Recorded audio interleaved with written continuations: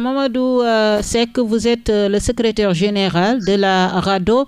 Que pensez-vous de la convention entre le Maroc et le Sénégal pour les Sénégalais emprisonnés au Maroc plutôt? Que pensez-vous de cette convention? En fait, si on examine bien cette convention, on y voit bien une assistance humanitaire à des personnes détenues loin de leur famille, loin de leur pays. Oui. Maintenant, leur donner la possibilité d'être incarcérés près de leur famille, dans leur pays, c'est toujours une bonne chose. Et dire que cela relève d'une convention entre deux pays, donc qui vont échanger des prisonniers. Et à ce que je sache, il y a 340 détenus sénégalais qui sont au Maroc. Oui. Et il y en a qui vraiment souhaitent purger leur peine au niveau du Sénégal. Pourquoi ne pas leur offrir cette opportunité donc d'être incarcérés vraiment près de leur famille? Et d'ailleurs, si on examine de près la situation, au Sénégal, des prisonniers, par exemple de Dakar, sont incarcérés à Matam, ce qui a toujours été déploré par les familles, ce qui a été toujours déploré par les organisations de défense des droits de l'homme, parce qu'ils vivent loin de leur famille. Oui, et dans des conditions parfois très difficiles, ou bien? Ça peut être difficile également, mais leur donner la possibilité vraiment d'être incarcérés près de leur famille pour bénéficier de certains soins familiaux, de bénéficier de visites familiales, contribuer à humaniser un peu leur détention. Donc dire tout simplement que c'est une très bonne convention. D'accord. Mansour Faye, ancien ministre sous le régime du président Macky Sall, arrivé au niveau de l'aéroport international Blaise Diagne, il a été interdit de sortir du territoire. Il crie au scandale et aux violations de ses droits. En tant que militant des droits de l'homme, que pensez-vous de cet acte exactement? En tout cas, il n'y a aucune organisation de défense des droits de l'homme qui ne déplorerait pas les restrictions sur la liberté d'aller et de venir de tout citoyen. Mais il faut dire que, en l'espèce, on est dans un contexte de reddition des comptes. Donc il y a des réflexions, il y a des discours entendus ça et là dans la presse. Mais ce qu'on peut retenir, c'est qu'on n'est pas dans le secret de ceux qui ont interdit la sortie du territoire de Mansour Faye.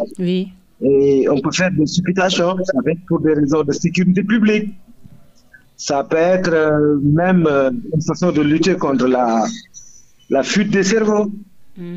Tout simplement, on peut dire que ça peut être des mesures conservatoires qui sont prises par les autorités pour des raisons que nous, opinion publique, nous ignorons. Et vous ne voyez pas de violation de droits humains par rapport à cet acte?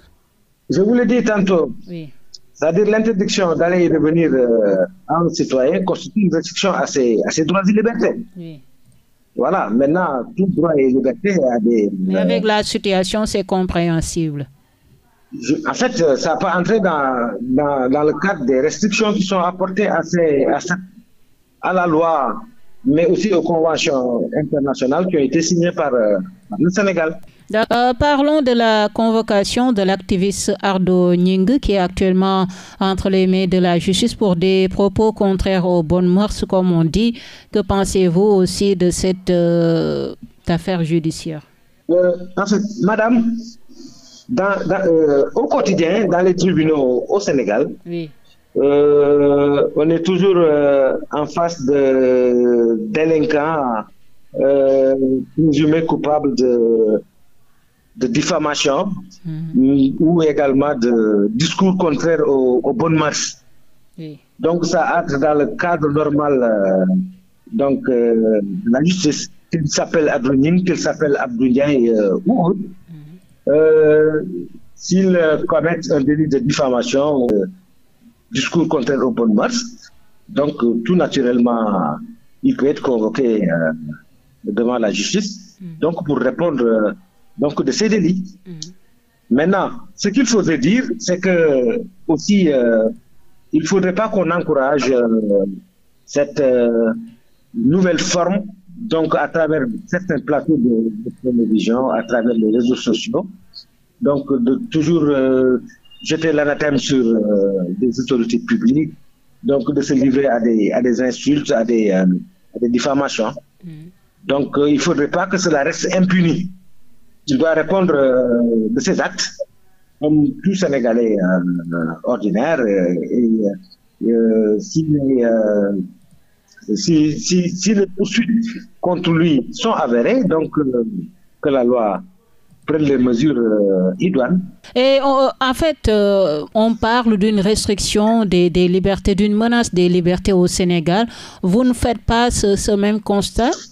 Ça, ce n'est pas une menace de liberté. Vous et moi, nous n'accepterons jamais d'être diffamés. Nous n'accepterons jamais des discours contraires aux bonnes mœurs. Oui. Ça ne fait pas partie de notre éducation. Oui. Maintenant, si des gens se livrent à de telles actions, vraiment, qu'ils soient traduits devant la justice, donc qu'ils soient punis, donc qu'ils servent d'exemple à d'autres qui seraient tentés de le faire. D'accord. Mamadou Seck, voilà, parlons de l'expulsion des Sénégalais sans papier de la Mauritanie, malgré le voisinage et tout entre les deux pays. Des Sénégalais sans papier ont été exclus de la Mauritanie, expulsés plutôt. Que pensez-vous de cette affaire? C'est une affaire assez complexe. Parce que imaginez, madame, que pour entrer dans tout pays du monde, donc pour être admis vraiment, il faut la présentation d'un passeport, d'une carte d'identité nationale, d'un titre de voyage en cours de validité. Donc ceux qui sont expulsés aujourd'hui ne sont pas détenteurs de ces pièces. Je vais vous expliquer un peu. Oui, je vous écoute. Il y a un modus operandi qui est utilisé par les candidats à la migration. Donc ils ont une pièce d'identité qui leur permet donc de franchir tous les postes de contrôle dans un pays. Mais une fois terminé cet exercice, donc ils se débarrassent de leur carte d'identité nationale ou de leur passeport. C'est pour que demain, s'ils sont pris aux îles Canaries, qu'on ne puisse pas connaître leur véritable nationalité. Donc, quelque part, donc si ces délinquants sont pris dans un territoire et reconduits à la frontière, bon, on peut considérer que tout simplement cela entre dans le cadre donc d'une lutte contre les flux migratoires illégaux. Il y a des Sénégalais qui sont en Mauritanie, qui sont en règle parce qu'il y a une carte de séjour. Ils ne sont pas inquiétés. Il ne faut pas qu'on fasse de l'amalgame. Ce n'est pas une chasse aux Sénégalais, ce n'est pas une chasse aux Maliens. Donc c'est une chasse contre des ressortissants des pays étrangers établis en Mauritanie qui n'ont pas donc une carte de séjour. C'est comme ça qu'il faut analyser la situation. Oui, mais est-ce que vous êtes pour ou contre l'établissement de cartes de séjour pour les étrangers vivant ici au Sénégal, comme le demande souvent le député Tahirou Sarr? Les bases et règlements de ce pays. Oui. Donc, pour vivre au Sénégal, en tant qu'étranger, tu dois être détenteur, bien sûr, d'une carte de séjour. C'est la règle partout dans le monde.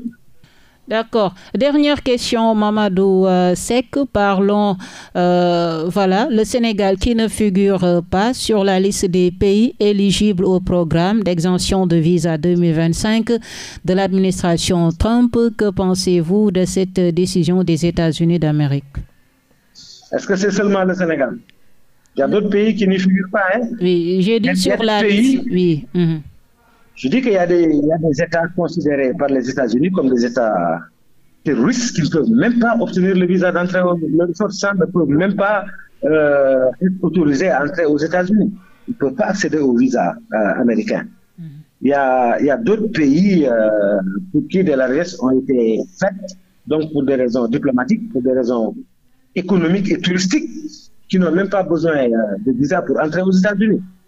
Maintenant, pour d'autres, il y a le filtre qui est là. Peut-être que le Sénégal en fait partie, mais toujours est-il que donc on a les consulats, l'ambassade américaine au Sénégal, les Sénégalais peuvent aller demander le visa dans des conditions qui sont définies donc par l'État américain.